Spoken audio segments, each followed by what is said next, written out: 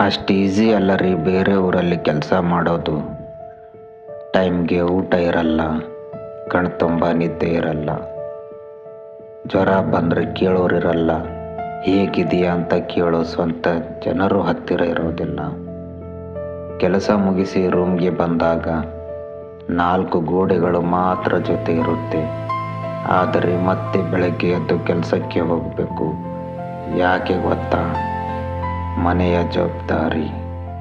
ಮನೆಯಲ್ಲಿ ಯಾರೋ ನಮ್ಮ ಮೇಲೆ ನಂಬಿಕೆ ಇಟ್ಟು ಕಾಯ್ತಿದ್ದಾರೆ. ಅಪ್ಪ ಅಮ್ಮನ ಕನಸುಗಳಿವೆ, ಅಣ್ಣ ತಮ್ಮನ ಭವಿಷ್ಯವಿದೆ.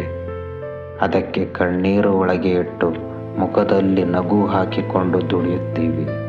ಯಾಕೆ ಅಂದರೆ ನಮ್ಮ ಆಯಸಕ್ಕಿಂತ ಮನೆಯವರ ನಗು ದೊಡ್ಡದು.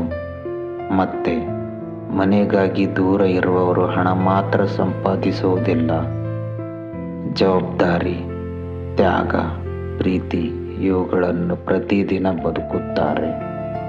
ಎಹ್ಸಾಸ್ ಬೈ ವಿಜಯ್.